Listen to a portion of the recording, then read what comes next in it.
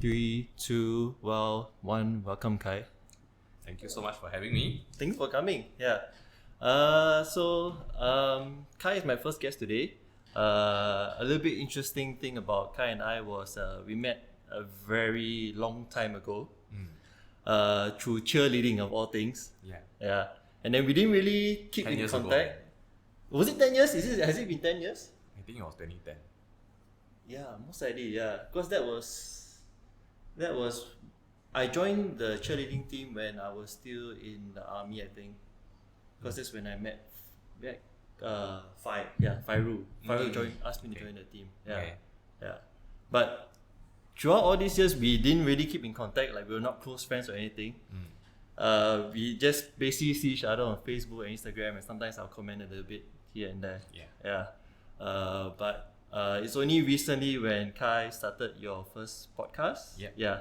Which is, you want to do a short The introduction? Creative Heart. So Yeah. I started the Creative Heart back in late November, early December, around there.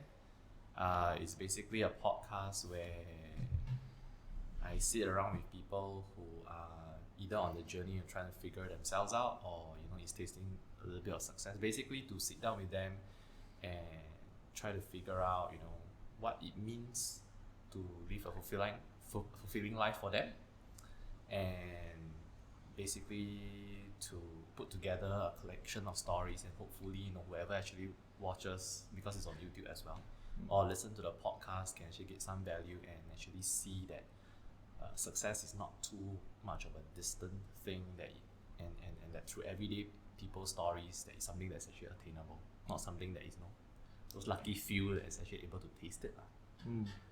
So, I saw your podcast. I saw the snippets that you made, Yeah. and I really liked it because I myself, I listened to quite a bit of podcasts, and I wanted to create my own podcast as well. That's where I decided to reconnect with you again, talk to you again, and then I have to say I was really surprised. Like the first time that, like when we reconnected, when we talked, Okay. it almost, I don't know whether it is the same for you, but it almost felt like I was seeing another version of myself Oh, really? in you. Yeah, because I I understand what you're saying. we kind of noticed a lot of things, like both of us were natural introverts in a sense. Yeah. I would say so. Yeah, and then we also talked a little bit about how we grew up, and how we handled things growing up as an introvert.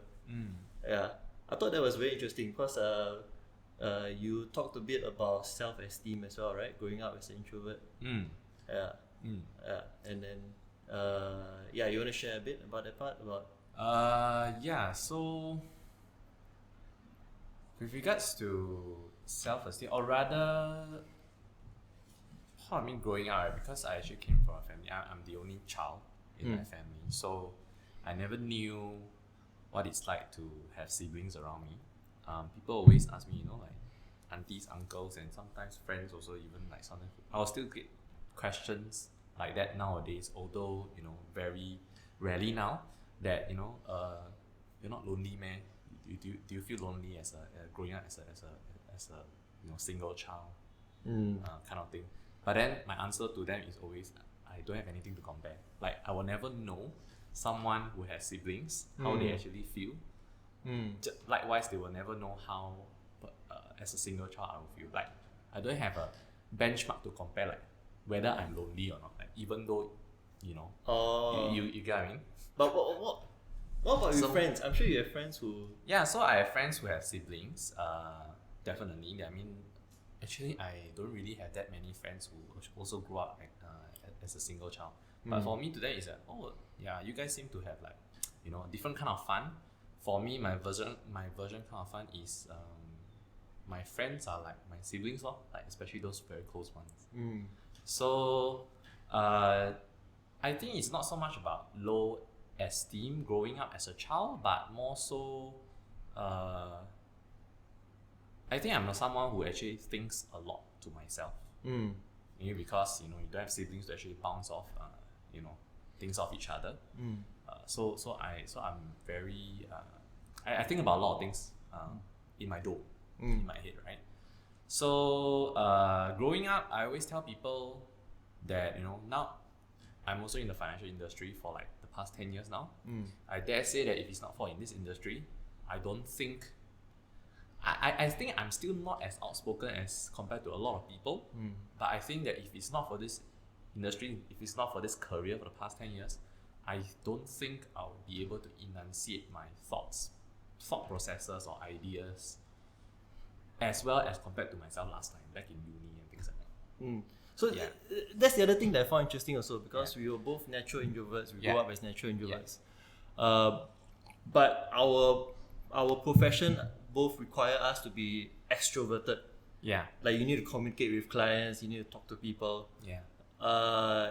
Initially, how do you handle that? Like was it very difficult for you to speak out in a sense? So in careers like mine, right, of course, definitely your superiors and then the company itself, they will always have programs set in place whereby they will train you how to talk to clients. But I always find myself connecting to those programs like in real life applications. So sometimes things in class are just theories, but when you apply them in real life, it's completely different. And I face that kind of challenge because I find that they are only useful to a certain extent. Maybe it's really because of my personality, not the fault of the programs themselves. But I find that through a lot of interactions, I realized that connecting with clients, especially those that I have the opportunity and chance to really come into contact with that are like-minded, I realized that by speaking and talking about things that I truly believe in, staying narrow in that sense, what are my thought processes and things like that, slowly, because you realize that you can connect with another person, like how I connect with you, you naturally will gain some sort of a greater confidence in talking to the other person, because you and I know that we sort of connect at the same level for certain topics and subjects like that. So I guess I realized then that why do I just of course through a lot of other obstacles as well, but main thing is I realized that sticking true to those or rather those things that I truly believe in, thought processes and what I truly feel, although I may not actually have answers at the point of time, because all of us don't have answers right at our fingertips immediately. And being able to do that slowly builds up the kind of self-esteem, confidence that you're talking about. But we briefly mentioned about this the last time we talked about also. You said that when you were first starting out, it was quite tough for you. You might you even say it's probably one of your darkest times. But is it because you try to be genuine, but like there were external factors that were contradicting, like when you try to be genuine, like in terms of sales or whatever. So was that the main issue that caused you to? You mean like external factors? External factors and just external factors challenging what you want to do. Like you want to be genuine, but the external factors kind of force you not to be. Actually, those years I was still trying to figure myself, right? Like largely, whatever I believed in, was it an absolute truth or was it just in my head and things like that? Because those were the early years in my career. I started a career in 2012, May 2012, mid 2012.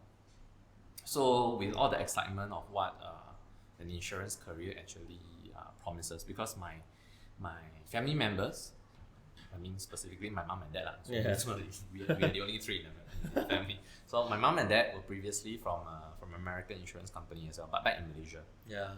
Right?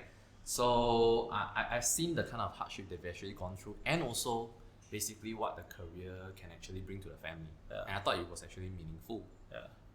But of course, the obvious thing, because my dad actually told me that if you want to do such a career, if you want to pursue such a career, pursue in Singapore because of its transparency of the industry. There's greater transparency here. which is great for the consumers as well as the financial consultants and as an industry basically. Pursue in Singapore Pursue the career in Singapore rather than going back to Malaysia because correct. Okay. Yeah. Because I actually grew up in Malaysia, okay. So a lot of my peers back then was like after you graduated from university, they were all thinking like should I actually go back to Malaysia and things like that. But I chose to stay. So it's basically my first career. So like I said, with all the initial excitement, once you actually go into a new company, of course you actually want to make a name for yourself.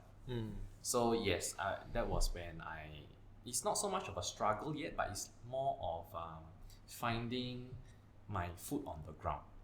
So with all the excitement and slowly, finding my own voice, I would say, or rather I thought I've already found my own voice. 2013, 2014, 2015, I did pretty well for myself. But it's when you've actually run a career for 3 years and then you actually did quite okay for yourself, with all the incentive trips and all that. That's when 2015, because every single year I start to actually realize like an emotional reset.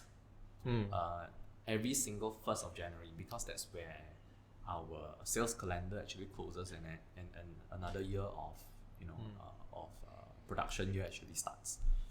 So every 1st of January, although towards the end of the year, by the 31st of December, I feel wow, I've already achieved certain things. I've actually managed to connect with this set number of clients. I feel very fulfilled during that period of time.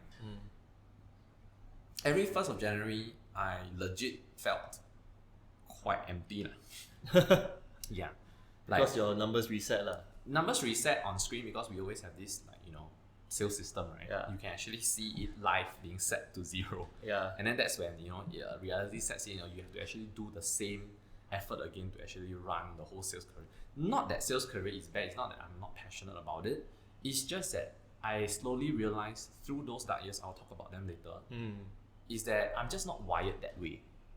I'm just not wired in the way that I can always look at targets and pursue them year after year without feeling tired. Although some people, admittedly, I've seen they can do that year after year consistently. They can just keep going lah. And to be honest, like not just insurance career, right, or any sales career. Like last time when I was in those years, I legit thought that these people, they definitely have something up on their sleeves. Like I start to have very negative opinions about these people. Like it's impossible that you can actually be so tirelessly chasing after your sales target. Definitely there's something up on your sleeves, that kind of thing. Which is actually I realized actually very bad, because over the years I realized that they are just wired that way. It's not that they are worse off, I'm better off. It's not that I'm better off or worse off. It's just different perspectives lah. It's different just motivations in life. Yeah, correct. It's just how different people are wired very differently, and I have to accept that I'm not like that. So in order to actually achieve the same goals, I mean, all of us are trying to achieve the same goals in life. Ultimately, if we were to distill it to the most pure sense, which is happiness. Okay. Right? Yeah. So it's just that I just have to figure out my different route, my own unique route. Yeah, but those. So in 2015, 2016 are the years whereby I realized that, man, this is not working. Like I have to figure out what it means to what I'm actually doing. Like if there is no meaning to what I'm doing, like those were the years whereby I tell you, if you were to ask me to go to work, every day I also don't know what to do. When can I stop feeling like that? Okay. It's a very tough situation. It's a very terrible situation to be in, honestly speaking. I don't know whether you've actually felt anything like that. I hope not, but those were the years where I honestly actually felt like that. And but somehow people actually ask me, like, some friends that actually, we've had this discussion before, and I've actually told them about this. And it's not like that I've always told them about it. I'm like what you said, we are naturally born introverted, right? Yeah, so we just think about everything ourselves in our head. Yeah. I don't know about you, whether you actually confide in close friends and things like that. Like even I have some close friends who have actually been with me like even since cheer as well, like J, Yeah. the other J. Yeah, the other J. Yeah. So we've had this discussion as well, in the sense that I am someone who never throw my own problems at people, which is Same. actually Yep. a personal weakness of mine. And I only realized it very recently through my wife actually. My wife actually told me, hey, you always tell me about such things, but you never actually share with your friends, because though your friends are in the same industry, probably in the same stage of your life, maybe they can actually offer better advice, That's true. that kind of thing. But I've never thought about that. Like, I always thought that why should I actually throw my problems on people when actually people already have problems and they're actually seeking, me as a confidant kind of thing. So I always have this thinking. So back in 2015, 2016, and 2017, I just kept a lot of things to myself. But thankfully, I never do anything stupid. Just basically trying to figure out what to do, what it means, because you come across, I'm someone who doesn't read. I will always consume content online. People will actually tell you about you have to reframe. This very popular word, you have to reframe in terms of like what it means to live your life, so that you have something to be anchored to. So that's when I started kickstart my trying to figure out journey. Just keep hanging on, until I consume content along the way that actually makes sense. And one of them is, you definitely consider people like Simon Sinek, Anthony Robbins. But those actually made some sense. They give me the pieces of puzzles, which were very, very useful at that period of time. They tied me through. But it's really until I came across content by now the very famous Gary Vaynerchuk that really spoke to me. And I still listen to his content today. So, have you found it? Have you found what you really want to do, or what gives you meaning? Is it true? Is it through Gary Vaynerchuk? Is it through Gary V? So, I don't think he offers answers, right? Yeah. Because but he just helped you through the process of trying to. things to look out for. Yeah. So that you can actually put in place the pieces of answers together, and you figure yourself out.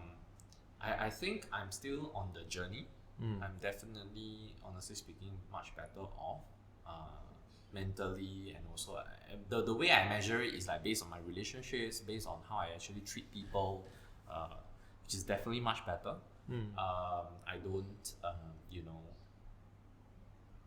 last time, right, in those 2014, 2015, 2016 years, to me, since the start of the career, I don't believe in being fake. I always feel that authenticity is the way, right? But I never realized that I was subconsciously fake. In what sense? In the sense that when I really loved those chats, meetups, random wine sessions at my client's house, they just invite me over, even for meals, and when I'm actually, they know that I'm actually working very tirelessly back-to-back meetings, they will actually prepare certain snacks or food for me, which is very nice of them. But I never realized that I was actually putting a front to tell them that I'm okay when I wasn't.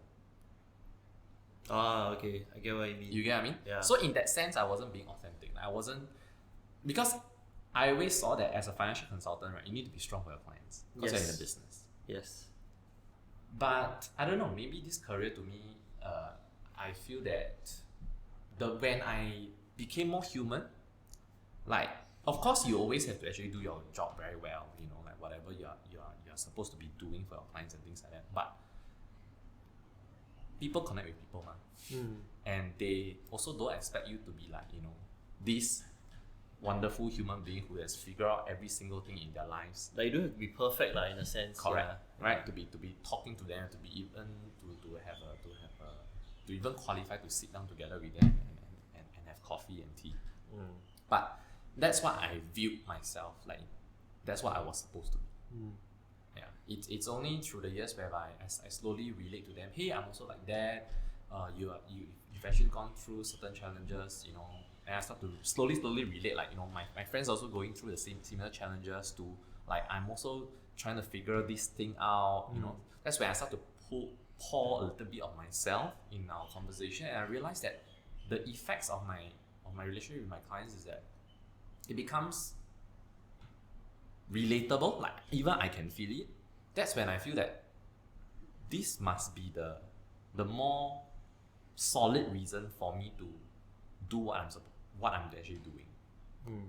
Because that in turn slowly became better relationships, and because people connect with people, I start to actually see that, you know, my business actually slowly grow more stable as well. In a different sense, like what I said, in 2013, 2014, 2015, I did well. But now I can honestly feel more stable. I don't have that kind of like monumental achievements like 2014, 2015. To be But honest, you don't exactly have to worry also lah, in a sense. I don't have to exactly Constantly dread the fact that I have to put on a facade, like subconsciously dread when I actually meet up with clients. Yeah, I'm basically meet up with basically just any other human being that's like my friends. But it must still be very tough though if you say meet new clients who maybe require you to put on a front. So for new clients or anybody that I actually meet, right? Because I will never know. So my mindset is the same for meeting a new person that come, like if you were to introduce. Yeah.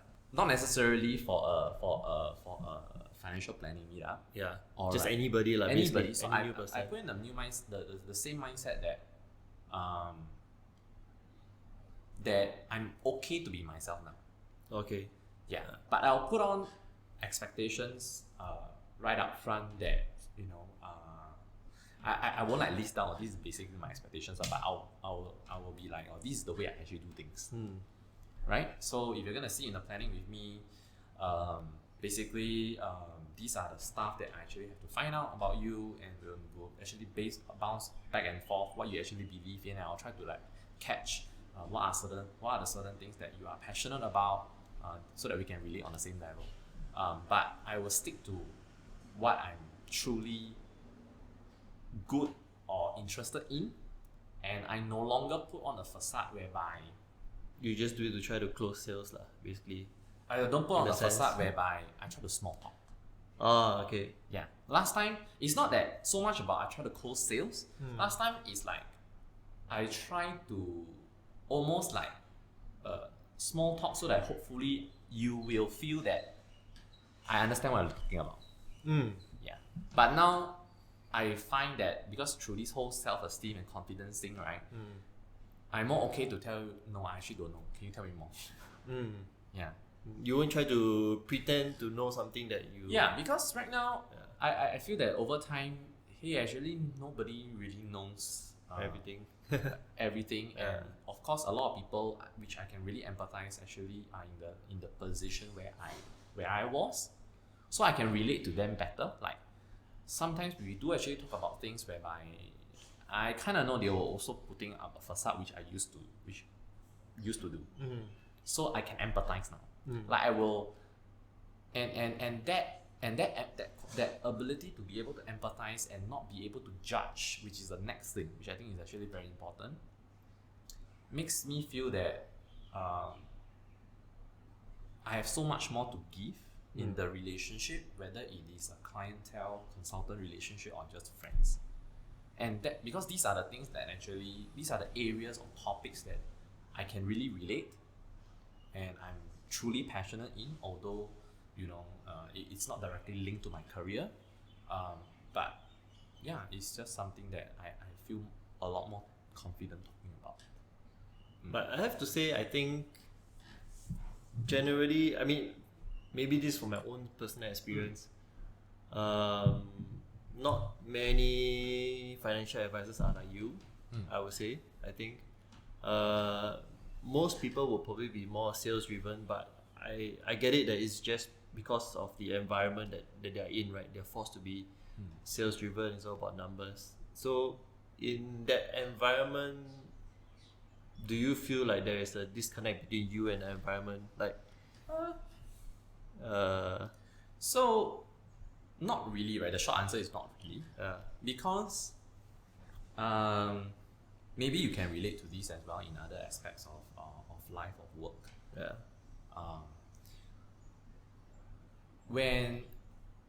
So the short answer is not really. yeah, And also that I used to think like that. yeah, Because when I didn't used to actually like talk about it, right? I cannot find people who are like-minded in the industry, in the company. So that's why I used to think that, you know, I'm quite a black sheep, like, you know, like you're just different from everybody else, kind of thing. but it's not because the environment is like that. It's because I kept it to myself, yeah, and I never talk about it, and therefore I never found anyone that was like-minded.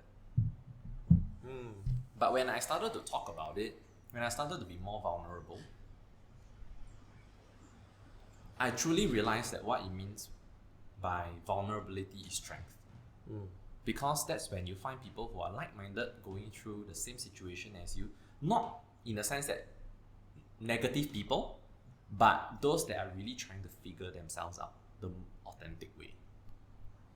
Definitely in any industry there will always be different types of personalities, but now I truly believe, from my experience, looking back at my experience now, I truly believe that when you dare to talk about you know, what you believe in, that's when you will, I don't know why, like, people will just start to connect with you on the same level. You start to feel, oh, these people are like that too. Yeah, we just, I think what happened to both of us when Yeah. we reconnected, right, after so many years. And I realized that it's because it's actually a very difficult thing, because when you feel that, you know, you are a minority in a group, minority in a sense, but I don't think it's a minority at all. Yeah. Therefore, nobody will, like, you know, raise up their hand, hey, I'm like you. Yeah. So, but when you actually dare to talk about it, right, people will start to, I also understand, I truly understand what you're also talking about. Yeah. And actually, you know, I've actually gone through this before. These are some of the ways that I've actually overcome it. Why don't you try as well? Then that's where I feel like, hey, actually, people, the rest of the people are just normal people. Yeah. Like, when you come into any sales industry, definitely, because just that's how business works, the company cannot, like, you know, from day one, from top down, and tell you that, you know, take it slow in your sales target and whatever. I mean, they also always have to keep, like, the end game in mind, right? Yeah. I mean, that's how business works, Yeah. right? But I think it's rather more of a job of an individual, like for myself to always, not say question the status quo, but more of don't take every single thing as that's the way to go for me, because different way of doing things apply to different people. They may not apply to me. Yeah. Which I think is what Gary Vaynerchuk preaches since the start about self-awareness. Correct. Yeah. And that's actually such a big word, right? Even when he actually first talked about it, it's not like something that I suddenly overnight realized that, oh, this whole self-awareness thing is actually what is definitely the answer. Because this self-awareness thing that he actually talks about, Tony Robbins and Simon Sinek and all the other people before him also talk about the same thing. But it just, like, to me, it's just like, okay, it's this, like, you know it intellectually, but I never really realized it. Until, like, when I try to really solve my own problems, and then I start to think back, oh, so this is self-awareness. This is, you know, this is actually the real strength. And so in the end, right now, what is your end goal, or what is the mid goal? Is it your podcast? Is it Creative Heart podcast? End goal, meaning end goal in life. Not really in life per se, but what do you really want to achieve right now? Like, especially with the Creative Heart, and is that do you want to transit into that full time to create something out of that, or not really, right? So, but what I can tell you is this: Like just now when I was actually jokingly asked, like, do you mean to say like, do you mean to ask like end goal in life? Actually, I think about that a lot. Yeah. I honestly don't have the answer. Yeah. Right. That's why I always feel that I always tell people that I'm actually still on the journey of figuring out, which is actually okay. Yeah. But is it something like whatever I'm doing right now, podcasting being one of them, Yeah. photography, videography, basically creating content, is it something that I want to transit fully into? I would say I'm not sure. Okay. But I finally realized that it's something that I cannot do without. It's something that you really enjoy doing right now. Yeah, because like even creating nowadays we talk about creating content, right? Yeah. This word content creation. But back then, right, even when I knew you, I was already doing some film photography. So I've come to realization during the past few years that I shouldn't stop doing something that I enjoy. Even though it's something that I did on and off, which is film photography back then, because as a student, film photography very expensive. I never used to own a DSLR. Very expensive. So that's when I started to throw myself into photography and things like that, and I realized that creating content that I enjoy, it's something that's like something that I have to go hand in hand with what I'm actually doing professionally, to keep myself going. Yeah. So to me, because from starting to realize that having a solid, relatable relationships, like real, genuine relationship with my clients is the key. It's something that I have to reframe myself and anchor myself for me to continue to keep going. That's when I try to figure out ways, if I'm actually loving photography, videography, and creating content, how can I marry everything together so that hopefully one day I will be able to tell you in the 1000th podcast down the road, you found that I finally figure this whole big puzzle out, that I am no longer actually feeling like I'm working. Right? Yeah. So that is basically, I would say, more of the intermediate goal, because right now, this whole podcasting thing, this whole photography thing, videography thing is really more for me to put myself out there so that I can relate with people who are like-minded. Like hopefully, whether it's actually through financial planning or through anything in the world when we are collaborating or doing something together, I would like to do things with people who are like-minded. So that's just me putting my foot out there. Yeah, and I think this is a very amazing time, especially for us, because we are able to have the ability to explore all these things. Nowadays with technology, it's so easy to create a podcast, create a video, and with internet, it's just so easy for us to really try to see what we like to do, as compared to maybe our parents' time, where they have to basically stick to a job for 30, 40 years. I don't know. My mom was a banker for 31 years. In the same job for 31 years. So it's really, really lucky. Yeah. You want to transit to a new job at a point of time during our parents' time, is either you put an advertisement on newspapers, and if someone's lucky to actually spot it, or some friend actually introduce you, if you're lucky, then you'll be able to transit totally. If not, then And I think at that point of time also, it's like they just never saw the path. They always thought that this was the way to go. I stick to this job, I do this job well, and I'll just keep promoting, They never saw whether, maybe I like to do this, and I want to try this kind of thing. Yeah. I think even for myself, I can relate to that too, because I also never saw that I could actually explore other things, you see. Not until I slowly put into I start seeing a bit of results here and there, that people are resonating with the certain whatever video or photos or things that I'm actually putting out there. When I start to connect with people online, and I feel that, hey, actually there are really a lot of opportunities out there. It's just an issue of me putting in the effort, the right effort, putting in my authentic self, my foot forward to actually connect with people. It's just that I feel that perhaps if our parents were actually born in this era, then they will be able to actually harness those kind of opportunities as well. It's just a tech evolution kind of thing. It wasn't that stage yet. So we are really very lucky, I would say. But maybe partially, do you feel like it's also how we are wired? Because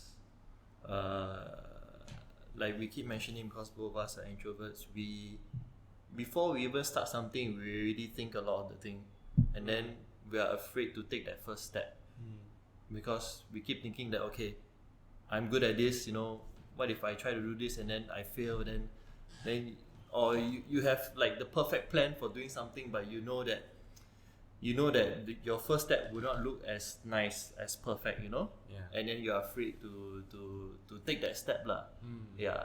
Whereas I think one of the big things I faced growing up is I kind of always feel like extroverts have better success because they think lesser, and then they just go out and try everything, they don't care whether they fail or not, and just try everything. And in a sense that that created low self-esteem for me lah, growing up. And then but is it because you didn't get to explore, which is why you went into the financial industry in the first place, like right from the start? Okay, like was that the reason why? Yeah, like you just didn't know what to do. Yeah, and then you just thought that financial industry would be a good starting point. So this is a great question, because I think just like probably my parents, and probably a lot of parents also, and I dare to go as far as like still a lot of young people, although I feel that probably to a lesser degree nowadays. It's just a classic thing where we never know what to do after our Graduating. after our schooling years, right? We never know. Although there's a lot of people who actually figure out what they really like and they really stick to it, throughout their schooling years and things like that, and then come out to be athletes or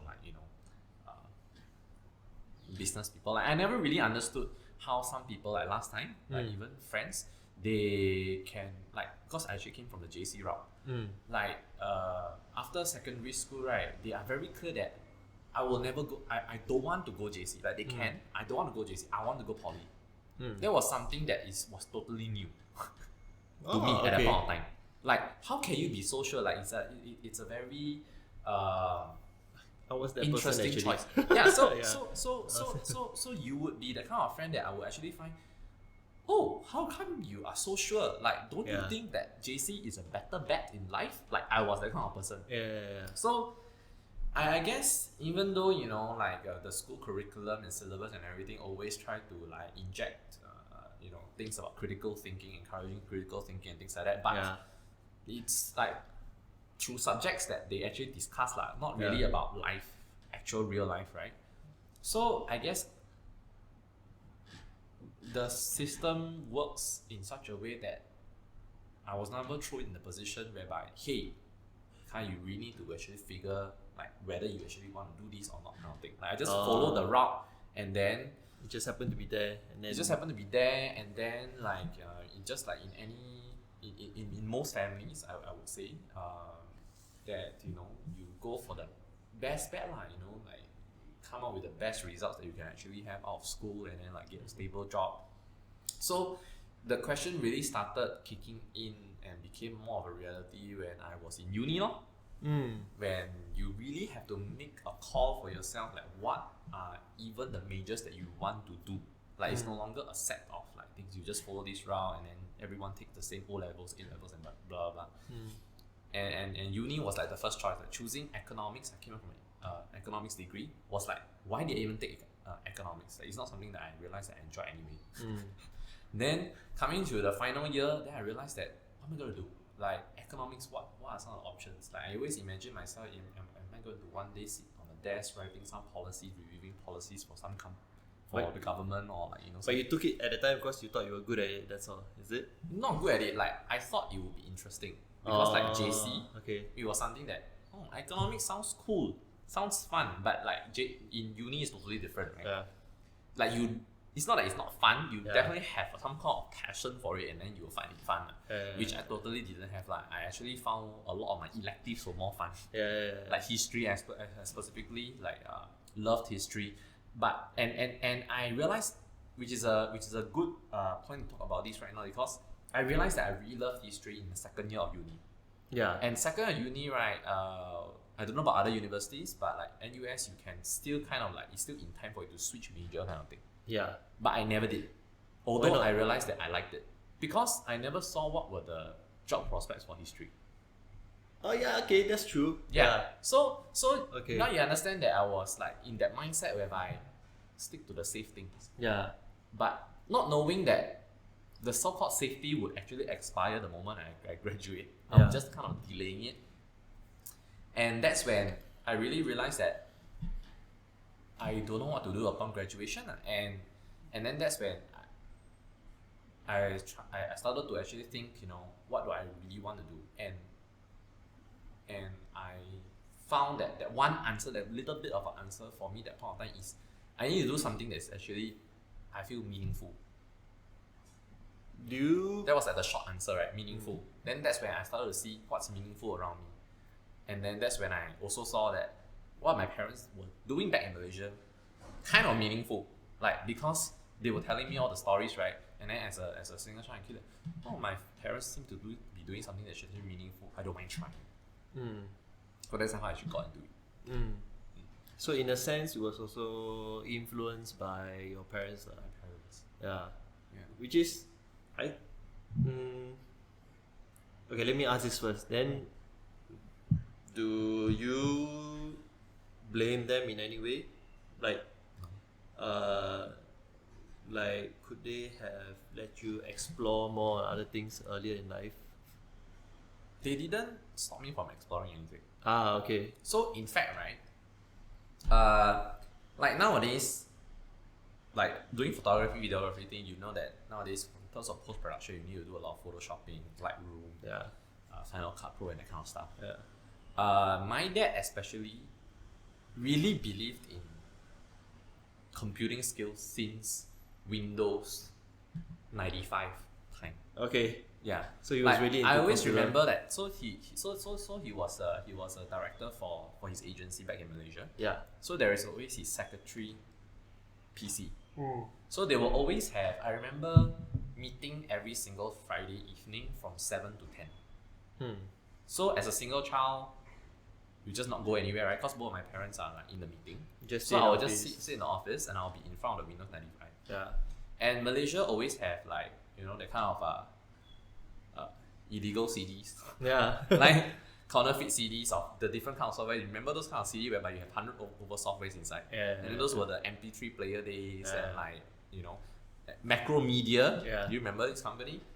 Adobe and things like that. So my dad always encouraged me that, whatever softwares, right, he would actually just buy like those were like 10 ringgit or something last time, like 5 ringgit per CD, that kind of thing.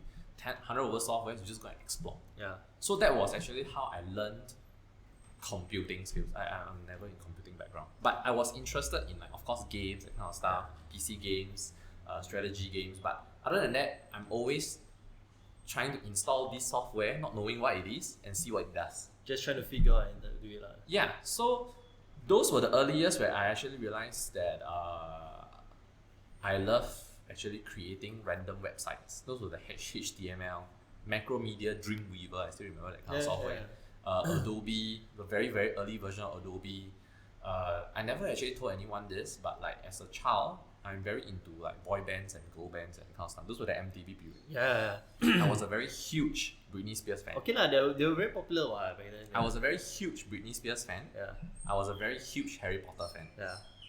I actually built HTML websites for those, like for random, like just like a fan page. Yeah, I correct. Fan page, Yeah, like last time you create like banner, that kind of thing. Yeah. Small banner, and then you slap it on it, and then you do whatever. Yeah.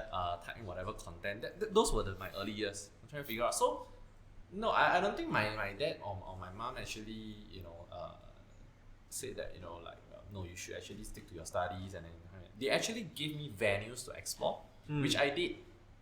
But I guess it's just more of I don't know, maybe because I was actually given a opportunity to study in Singapore, right, when I was 15, and then because of scholarship and because just of how the nature of things, like, again, probably instead of sales targets, it's more of education targets, like, school targets, exam targets, that I have to maintain my scholarship. If not, I'll be sent back. Excuse me. I'll be sent back to Malaysia, and then we start again from Sec 3. So there's always like this, like, you must score well no matter what kind of. So at that point of time, I just kept things that I'm interested in to the bare minimum. Yeah. Like even CCAs, I just chose for the sake of meeting the school requirements. Yeah. Rather than actually plunging myself in and see whether it's something that I'm genuinely interested in. Yeah, like for example, uniform groups back in secondary school in ACS, I was in NPCC. NPCC. The police. C, I think. Yeah. Yeah. So, but I was just doing that because apparently, I think if I remember correctly, back then the just uniform for points. groups, just for the points of one of the category, something like that. Yeah. So I just did do that. I didn't even know why I even choose that. But you're not interested in it at all. I wasn't interested. I was panicking my whole Sec 3 and Sec 4 life to actually keep my scholarship. Yeah, so maybe because those few years, and those are the very important formative years, right, of your late teens, and going to uni years, right, that I never saw that I was starting to build walls around my own options in life.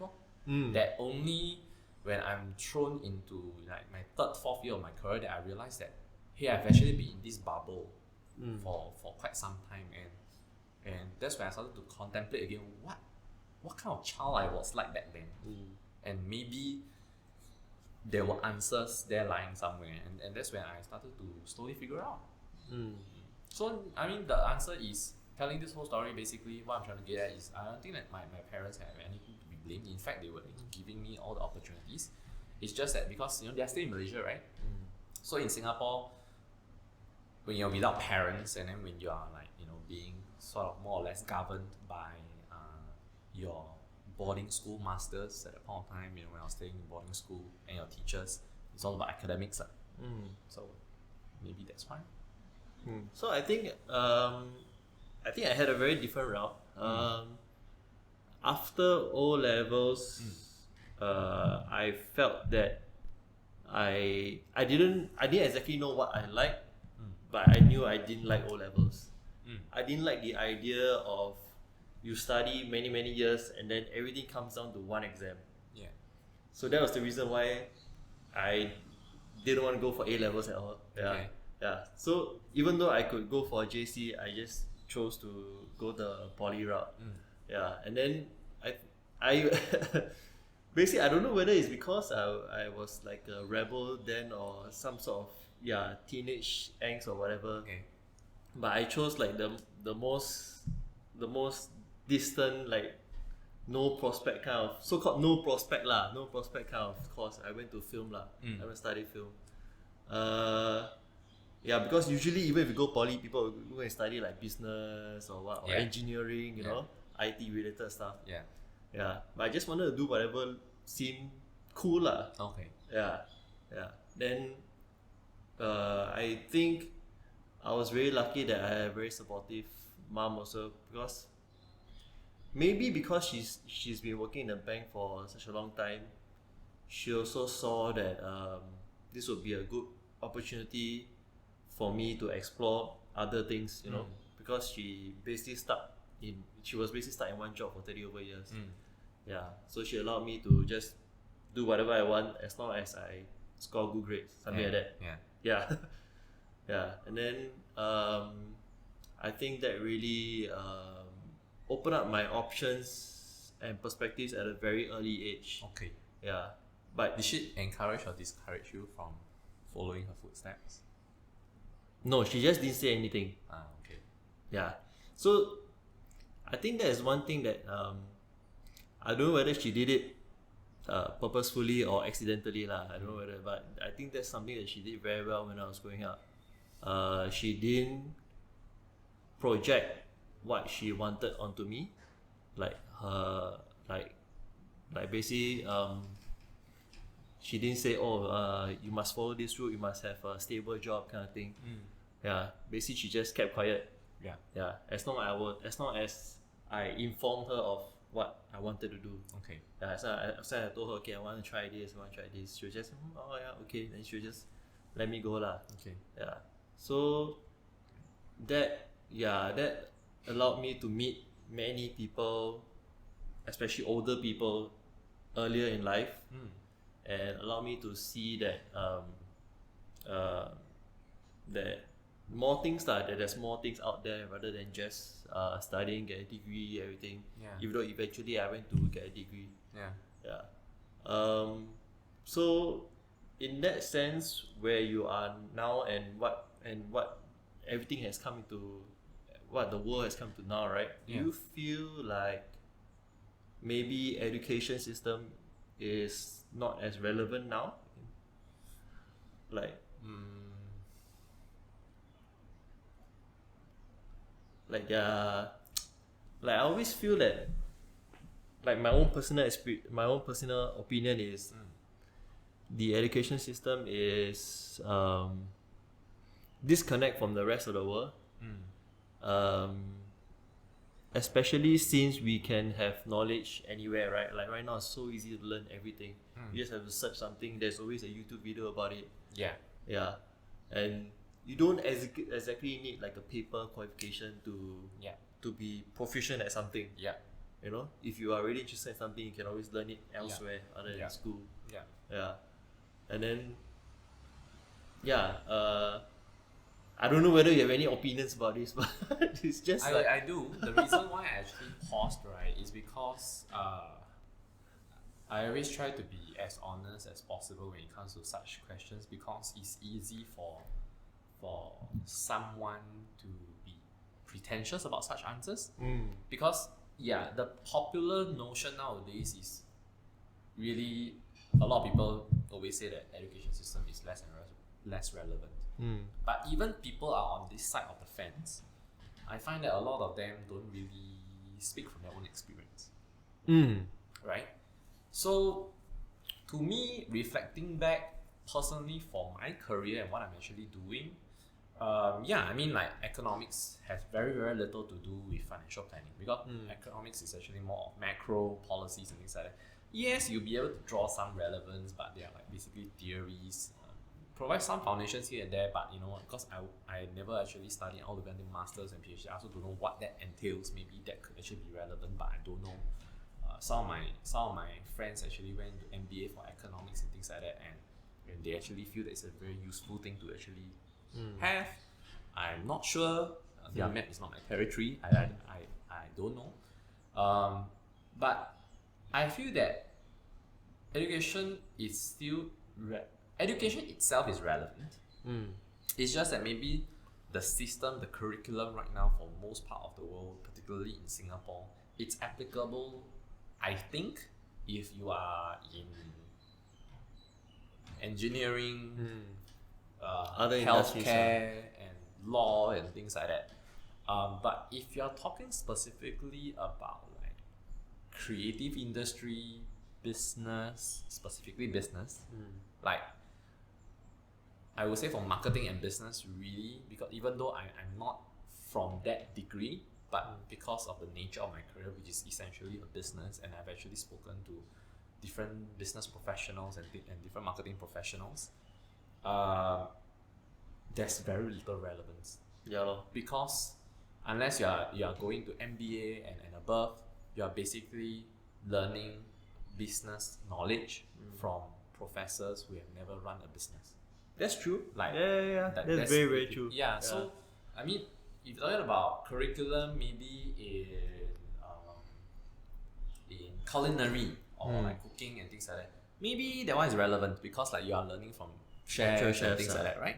So I guess to me, essentially, if coming to this question, I would think about education definitely is relevant because you have to learn something from somewhere, but I think it's the source of the knowledge. To understand it from the source of the knowledge, whether is that applicable, does that make sense, is actually more important. important. Yeah, like for example, if you're talking about creative, then yeah, totally agree with you.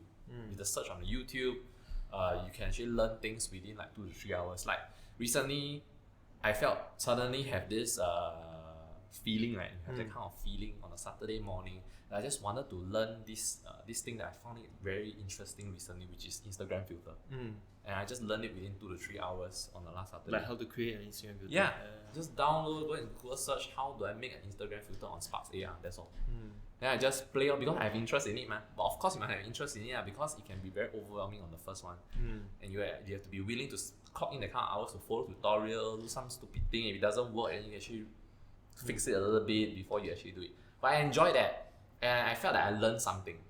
So yeah, if it's creative industry, any creative work or any creative skill, I feel that it's now all everywhere on the internet. Yeah. In that sense, in that aspect, I agree with you. Yeah, I feel like even though like the school is no longer the only place where you can gain knowledge, right? Because you can get knowledge basically at your fingertips now. Yeah.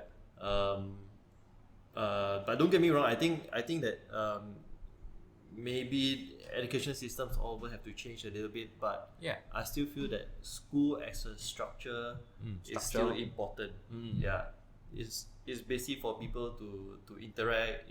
You're forcing people to interact like at a young age, and just to get along and build social skills. I feel that for me is it's a more business product. important. Yeah, it is lah. School is a business product. Yeah. To build the perk of socializing with people is a feature of the product. Yeah. That's to how build so-called useful people for the economy, in a sense. Yeah, basically selling you an environment whereby hey, this is this group of people that you can interact with, and socialization is very important. If not, you become a marginalized individual in the society. Yeah. And schooling system has always been branded for the last many years, going through the industrialization period, whereby it's actually useful for most of the jobs in the 19th, 20th, 21st early 21st century jobs. But going forward, the structure itself, whether it is still relevant or not, that one, of course, because anything in the world has to continue to evolve. Yeah. A farmer's occupation used to be a glorified occupation in a village, but now it's a different context totally. Yeah, kind of thing. Yeah, like any kind of creative roles right nowadays that you actually see, whether it's online or any kind of social platforms, never actually existed even like 5 years ago. Yeah. The one interesting thing I saw, I think was last month or what, Elon Musk was trying to hire people from Twitter. I don't know whether you saw. Oh, never.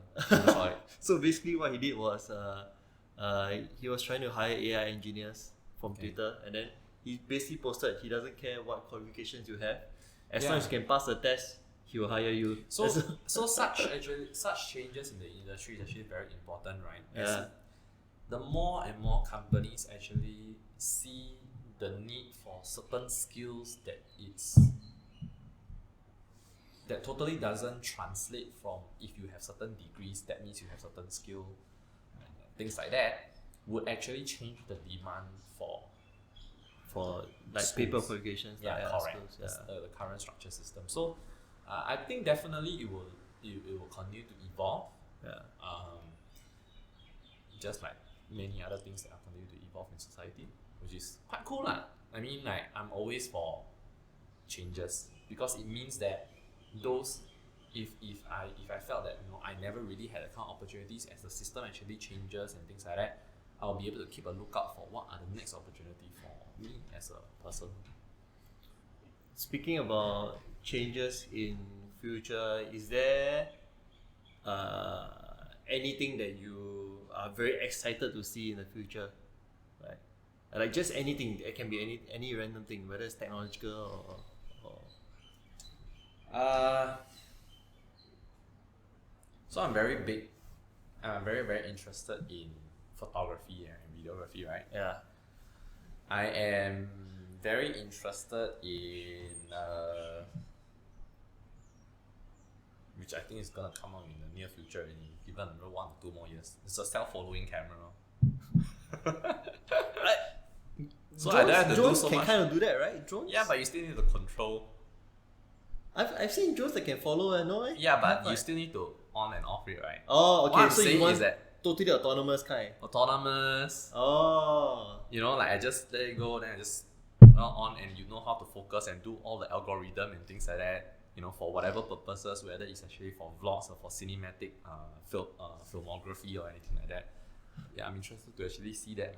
But that would be scary as shit, man. I mean, Last CES, I think was it Samsung? No, was it? There was this company that actually realized it's a ball. I think it was Samsung. Yeah. Which is a virtual assistant at home, right? Yeah. That actually follows whoever's around. Yeah, something like Black Mirror lah. But to me, I feel unpopular opinion, but I feel that anything that we humans create always have the scary aspect and also the positive aspect of it. Yeah. I mean, like to be able to see someone in your hand right now was something that's really very scary many years back.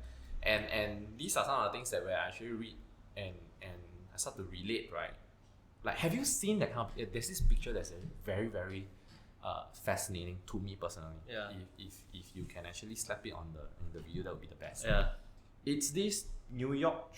So now you know that in MRT in Singapore, in anywhere in the world, you go into a train, definitely what you see is a whole group of people on their phones, right? Yeah. Right? Neck tilt down and looking at their hands. If you were to see the picture in New York trains back in 1920, before World War II, everyone is buried their faces in newspapers. I think I kind of glimpsed. Yeah. Had a glimpse so of such it things before. fascinate me because like it just means that it's the same. Yeah. It's just what are you holding in your hand? Like what's the medium, right? Yeah. So I think whatever things that humans create, you'll always go through a phase whereby humans will adjust. Yeah. There's the skepticism, and then you adjust, and it becomes a new norm. Yeah. So I tend to see that it's exciting thing like for just don't give it to China lah. If you give it to China, they really I don't know. They really have the social system in place, and you I give don't know, camera everybody. And, but quite cool lah. Yeah. That's the thing, and then the other one would be I don't know, some voice technology thing. Voice activation, there's quite a few. Yeah, it's quite, but I think it's still at the early stage. If we can do like, hey bro, you hungry or not? Can order pizza? And then 10 minutes later, pizza just show up. But the issue with voice is in order to recognize like this kind of commands, right? Yeah. What they have to do, what companies have to do, especially companies like Amazon, where they have Alexa and stuff. Right? Yeah. So, what they did the last time is they listened to people. So, which is why they got into trouble for listening to people, and then they have to use that information to teach the AI all these commands, So they got into a huge trouble with that, lah. That's the big thing. Yeah. But, I think it's something that companies will have to go through. It's inevitable. Yeah. Because that's the struggle, that's the skepticism period, lah. Yeah. And then when things are being ironed out, that's when you actually have a new norm. Yeah. I always feel that human race always progress forward. It will just adjust along the way until apocalypse, or I don't know. Yeah. And then, that one is beyond me. I don't know what to talk about. but which is really interesting because like especially I think maybe our parents' generation, they always say that maybe some parents say that technology is not a good thing. Like they always have a narrow-minded view. But there was this instance where really changed my mind about technology. I have a client who I think her son is not so good at communicating. Maybe I mean the son is still very young. Maybe he's a bit shy, so he's not very good with words and kind of thing. But okay. By the way, he's 2. He's like 2 years old. Now? Now 2 years old. he can use an iPhone very, very well. Yeah. Extremely well. Yeah. Like, like she can ask him to like go WhatsApp and find the dad, to call the dad or whatever, and he can do it on his own. Yeah. Which I think it changed my mind about technology lah. Like you like in the past where if it's like a socially awkward kid, right, it's very hard for them to express. Especially if they're not good with words. But with technology, like this kid is able to do lah, to interact with people, you know. Might not be like face-to-face interaction, that kind of thing, but it's still something lah. It's like just a alternative method lah to do it lah. Which really changed my perspective in a sense that we should just be more open-minded lor, to see how things go lor. Like just because we grew up this way doesn't mean it's right lah. Everything is about perspectives. Just because we grew up this way doesn't mean our kids have to grow up a certain way, you know? Definitely. Like if you were to ask me this question back in JC, you know, general paper. GPA. Very something very intimidating to me last time, because you know you will always get questions like, you know, talk about the pros and cons of technology. I've come across such questions for a couple of times in JC, and I always thought that there's this templated answer, like the absolutely right answer, which is too much of it is not good. But now I share the same perspective with you, which is that it depends on how are you looking at it lah. Like there's no absolute answer for this one. To me, it's like humans by default generally at first glance will resist change in anything, whether it is tech or anything else. Yes, Right, whether it's relationship or whatever. I mean, when we first broke up, we were like cui one. So don't even need to talk about tech. You know, anything in life is like that. But tech itself, we will try to like say that, hey, this is not good. Too much of this is not good. I mean, heck, if we were to look, Alexander Graham Bell was condemned for the creation of the phone. I never knew this like until a couple of years back when I really read up on tech, because I was, you know, like there was this like I told you, I consume a lot of random videos. There will always be like evolution of tech, those kind of videos, and then you start to go into the rabbit hole and you start to read out and things like that. Even the creator of the kaleidoscope was gonna condemn. Even like now you think about it, you're sitting in 2020, you're being condemned for such things. It's like damn funny, like you actually just laugh it off lah. Like even the change from like horse carriages to cars was not a easy change. It was totally unpopular. It's not and unpopular is actually an understatement, right? They were actually being condemned for it, like, you know, it will never work and things like that. And like people are trying to shut those scientists down for doing it and things like that for those engineers. So I mean, ultimately, to me, just now you're bringing up the 2-year-old kid.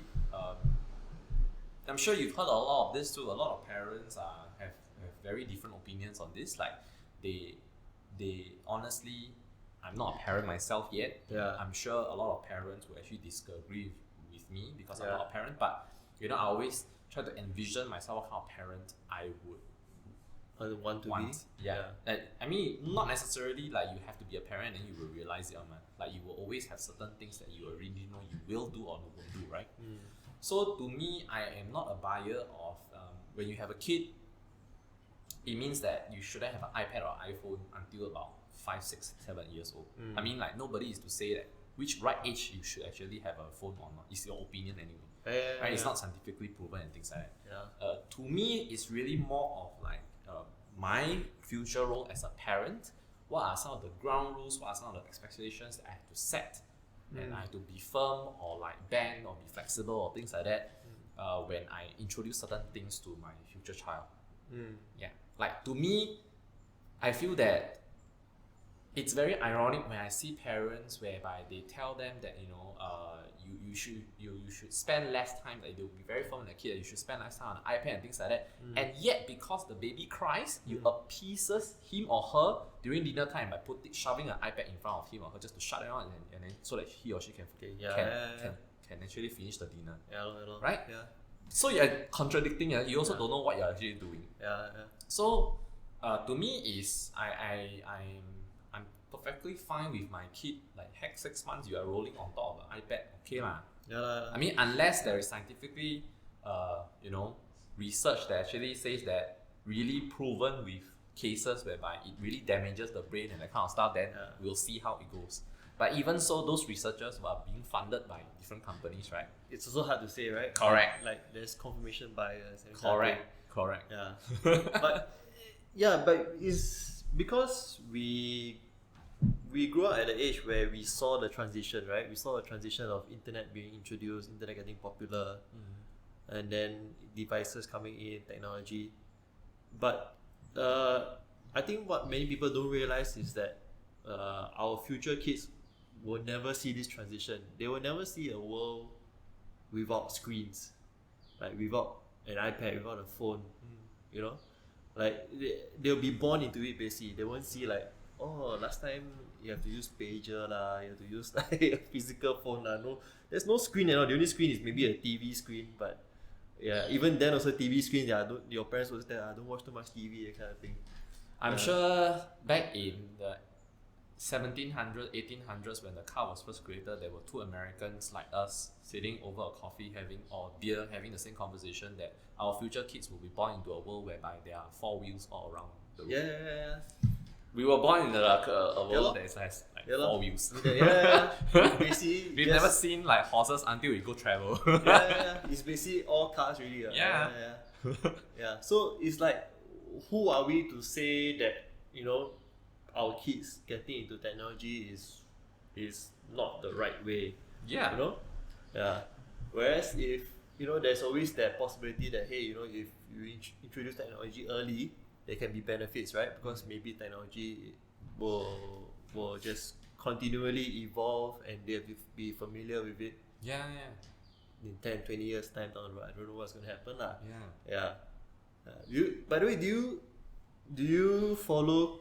I don't think you follow closely with like Elon Musk, like what he does, and I don't. Yeah. But yeah, I like the look of his Tesla. So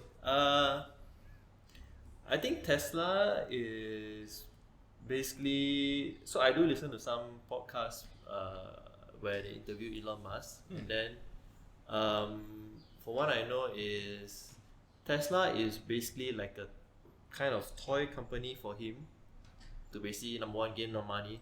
Number two is it's also his plan to so-called save the world, lesser carbon emissions kind of thing. But his other companies like SpaceX, going to Mars, and the one that I actually think is very interesting is Neuralink. I don't know whether you heard of Neuralink before.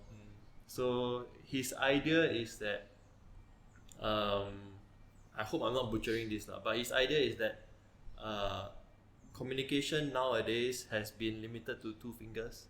So basically we're like texting, so the communication speed becomes very, very slow because we're just basically texting and reading each other's text or what. I mean, calling is also much lesser now as compared to before.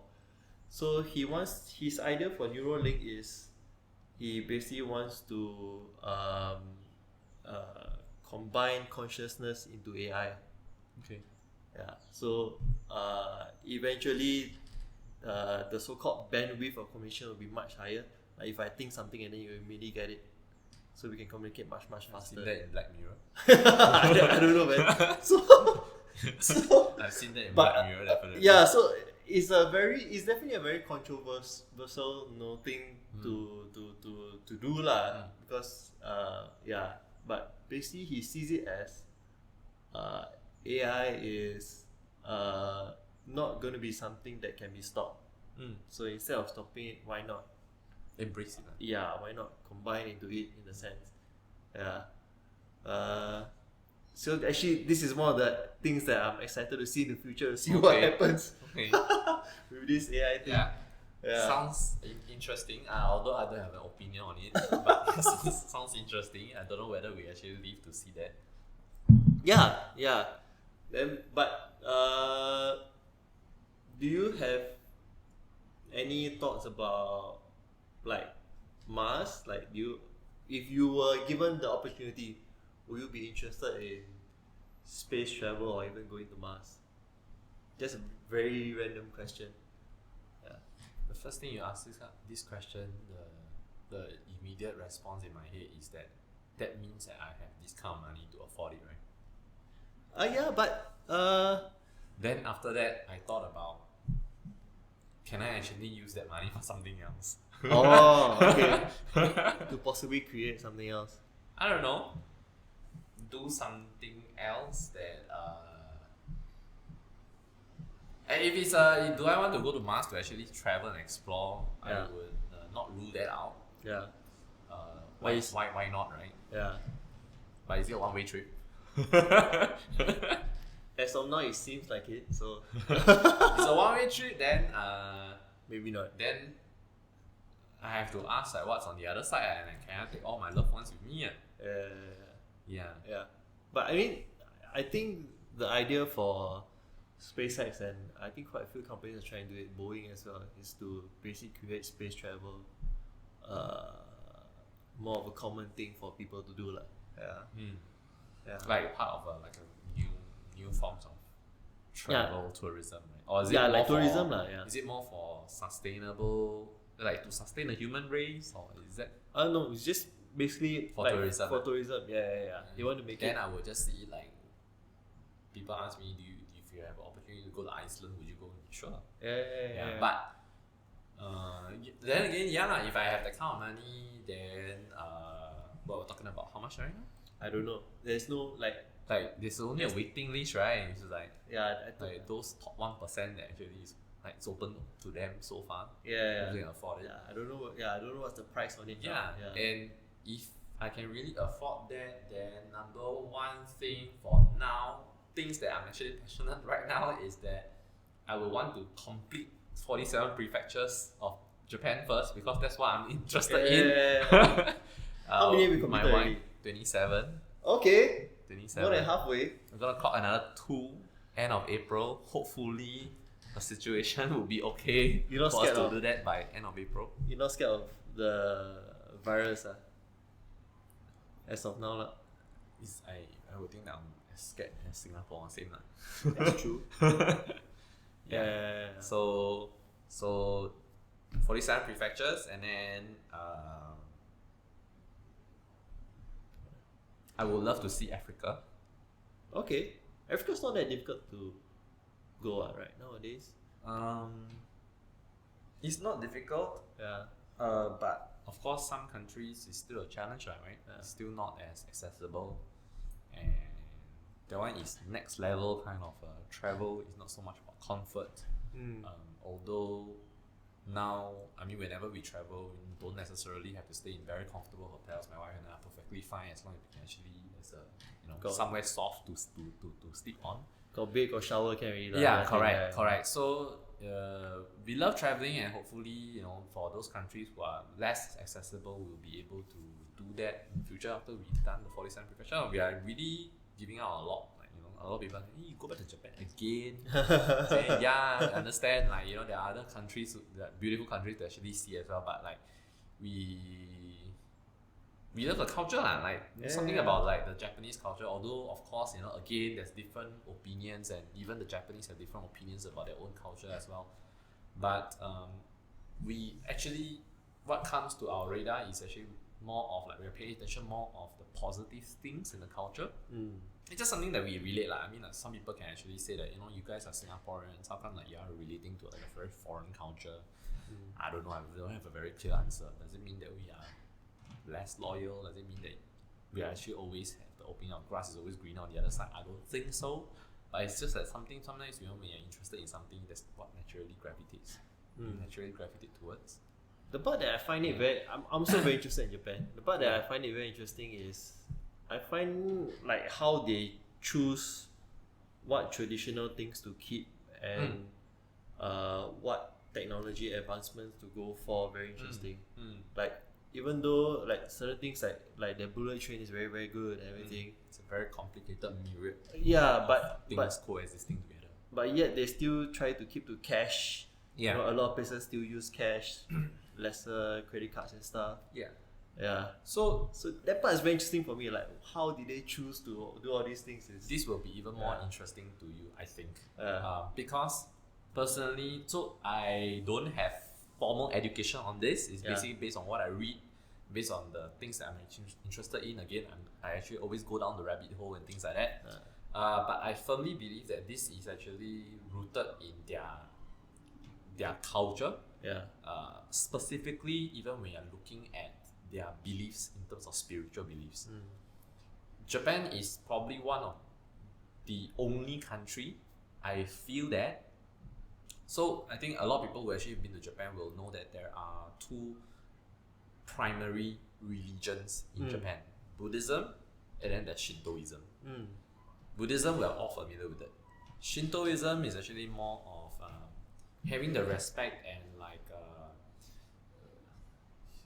basically worshipping whatever that is nature. Like to them, the word kami, which is God, carries a different definition to what most of us in other societies actually understand what God is. Right? To them, kami is not like the most supreme and of the supreme, that kind of thing. To them, kami is basically a quality that actually exists. Like even a tree can have a kami. Even a plant can have a kami. Even like a food in front of them can have a kami. Like it depends, right? There's actually like millions of kami to them. So to them, right, since many years back, like since even 9th century, right, Shintoism and Buddhism, because Buddhism is essentially like a school of thought. Like literally the word school is more of the emphasis here because it's actually more of education, right? And Shintoism to them is more of spiritual worship, right? It's the only country that can actually marry the two together and coexist in harmony. Oh, I didn't know that. Yeah. So in Japan, right, you will go, you can actually go to a Buddhist temple. Yeah. You know Tori? Yeah. The vermilion colored gate. Yeah. That is a symbol of Shintoism. Okay. Right? Yeah. You would think that it only exists in Shinto temples, shrines. Yeah, shrines. Right? Yeah. The word temple is actually more associated to Buddhism. Buddhism, yes. Shrine is more of Shintoism. Okay. But you will find time and times again, you will feel so confused about this, right? When you go to temples in Japan and you will see shrines in the grounds of a temple. Oh, I never thought about that. Yes. Yeah. Actually, yeah, that's true. I never thought about that. Yeah. Yeah. And if you were to ask most Japanese, I mean, unless they're Christians, they will say they're Christians or they're Muslims, right? But if you ask most Japanese, like, are you a Buddhist or are you a Shinto? To them, it's both. They really kind of combine both into one. Yeah, correct. Sense. So I think from here, right, probably will leave certain clues as to why they can have, even like what you mentioned just now, like the new, the old system amongst the new. Even if you go through Tokyo and things like that, you suddenly have new buildings all the way. Suddenly, one small little atap house, buried in like the back street of like high-rise buildings, that kind of stuff. So, yeah, they always like things to be in harmony, which is pretty interesting. Yeah, pretty interesting. It's like even though it's like at the expense of so-called economical growth, they don't really. Yeah, so that's the other aspect of it, right? Yeah. Then that is actually more about the speed of change, because I think as a tourist, we don't have the opportunity to see much of these, but we do have little experiences whereby we felt that maybe we would have actually done this in a way that we think is actually more efficient. But then again, that's more of the ego speaking, right? You think that you are from a better culture, and that's why you come here, you think that things actually should be done this way. And this is also more of a belief that my wife and I actually share after doing so much traveling. Like we start to think about what is basically the role and what is basically the responsibility of a traveler when you go to a certain space. Tourism is actually a subject that we are very interested in as well. Like, what is your responsibility? Like, cause a lot of people, whenever they actually travel, that's quite deep. Actually, this topic, right, started to actually,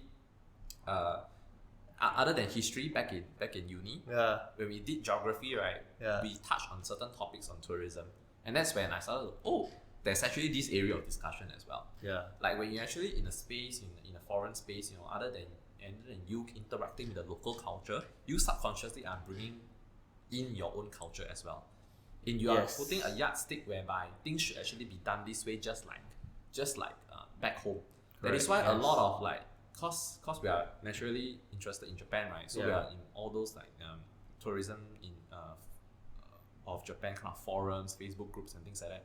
You start to see a lot of patterns whereby a lot of travelers start to actually feel that, back home things are like that. When I go to Japan, how come it's like so strange and things like, you have this like what is strange and what is normal. But to the Japanese, to the locals, then this is normal and you are strange. Like you get what I mean. So these are some of the areas that trickles down to my other interests, whereby it's very interesting to actually see how people think from different perspectives, and these are the areas probably that I'm very interested in, and naturally I feel that it's something that I hold very much to heart to, in terms of like the ability to really have empathy for the other person on the other side. So that's that's the other video that you're trying to create, right? You're trying to create vlogs on all these things. Is that vlogs? Your Japan vlog? Show you the world, right? Yeah. Was that like, is this like the idea that you all wanted to create? Like you all wanted to sort of educate people about all these things? That's a bit. Or you just wanted to I wouldn't rule it out, but at the same time, because we are not professional content creators by any means, and I don't think myself personally, I don't think I can really articulate thoughtful opinions or thoughts without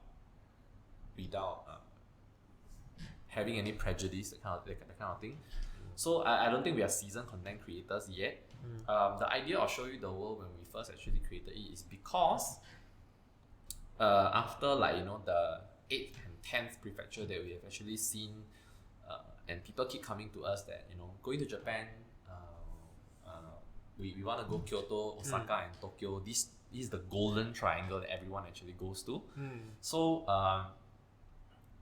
by the 10th prefecture that we actually visited in Japan, we started to realize that there are so many other things that Japan has to offer as a country. I know it's a very cliche line, but really has so much to offer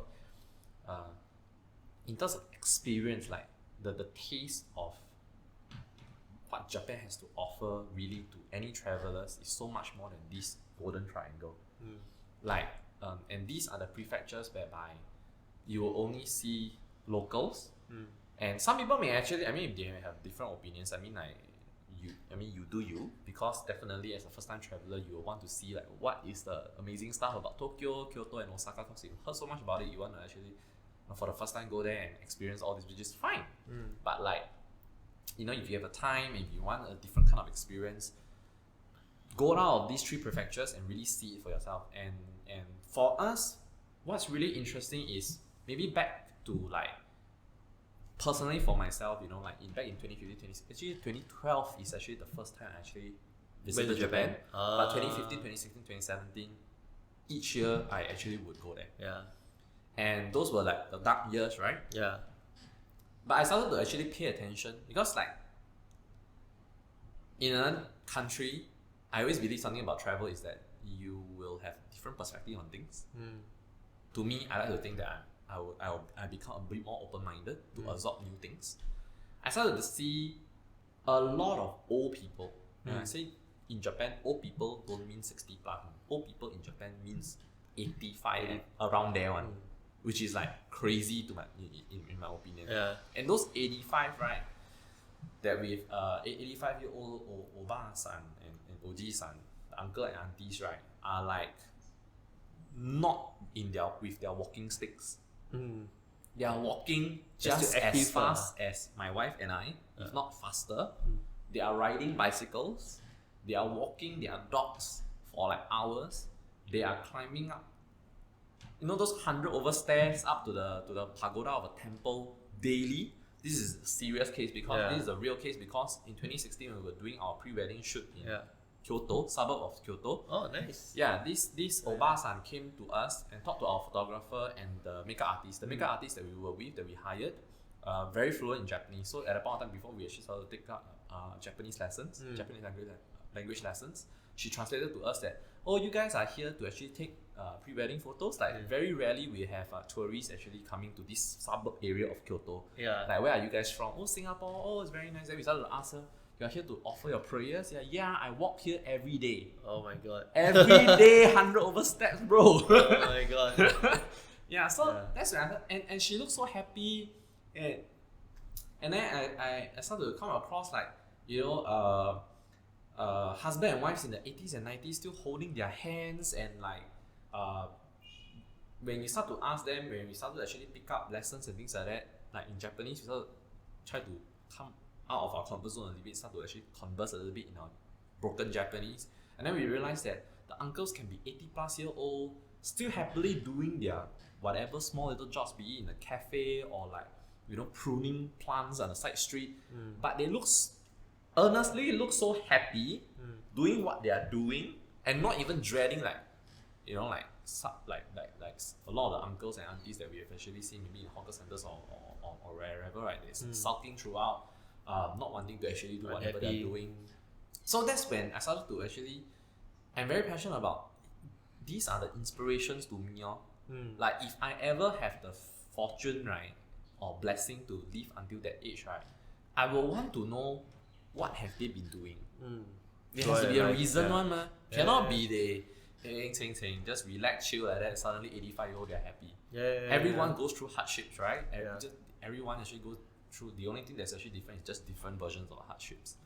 But they are so happy. So like, that's when we really are very interested in. Really, this is the part of the culture that we're interested in. Like, what do they do in their cultural practices that leads them to finding such quality of life? Like, they are not, of course, there are a lot that are on the sick bed, but we must understand but that this 80 plus year old, if we do an easy math calculation, right, they lived through World War II period when they were being punished because of war crimes, and then, I mean, these are regular citizens. They were actually going through the same hardship as us as well. So it's like, they've gone through that stage and they are happy. What did they do? That's what we want to actually find out. And we realize one thing, even through that age, right, which is like 1940s, 1950s, 1960s, right, and the job that they're doing today is the same job they were doing back then. That means they've actually been doing it for like many 50, 60 years. And like, they are like so masterful at their craft. Right? Like, there are a lot of 80 plus year old, they call themselves shokuni, which is translated into like masters in the craft, right? In pruning a bonsai tree. So you just focus on that one skill, and then they just keep honing that skill. And then yesterday I was just watching this video. Because the ancestor family actually passed down, because they actually planted a cherry blossom tree in the backyard. That tree has been taken care of for freaking 4 generations. Wow. In the same backyard, that tree become a national heritage in the prefecture. Wow, that's insane. It's damn crazy. 4 generations. That's insane. So it's like I realized that the not the answer, but the clues to the answer that I'm trying to seek out, which is why I feel that I'm still in the journey. I'm still on the journey. Is that I'm just gonna stick to my guns, in the sense that stick to whatever instinctively that I feel that I love doing, I'm interested in doing, and focus on the craft, and hopefully I have the same kind of blessing that is bestowed upon them. I think we all do, man. I think we all do. Yeah. So anyway, I think this is a good time to end the podcast. If anybody wants to find you, where can they go? Quite a few places. If they are interested in any way to listen to any of the guests that I bounce off ideas with on my podcast, that's the Creative Heart, is available on any podcast channels that they actually get a podcast from. On Instagram, if they're interested in photography, travel, and this kind of stuff, and my own personal life, that is Khyer, Khyer. It's a bit of a lame of a name, but yeah, I stuck to it, and that's also because it's Okay, a bit of a We all have lame names going up. a bit man, of it's a bit of a short bit of a story why Khyezer. Z is because at a period of time a lot of names ended with a Z and R. Yeah. But why Kaiser is because at a point of time I like this word because in NUS I actually took 2 semesters of German language. Oh. And Kaiser means chief. Oh. So I thought like spelled a bit of a differently, right? narcissistic, but yeah, it's very different. Kiser. Yeah. Yeah. Yeah, okay, I get Yeah, it but now. I stuck to it. Yeah. So Okay. that's Kaiser on Instagram, and Okay. then LinkedIn. If you want to look for me, Kai Chan. Alright, very nice. Thank you for coming on the Thank show. you so much, bro, for having me on. yeah. It's a very honor. Yeah, and then one last thing is we are here at the White Space. Thank you for White Space for sponsoring the venue. Yeah, and yeah, I'll see you guys the next time. Yeah. Thank you. Thank you so much. Alright, thanks. Thanks, bro. Thanks, man.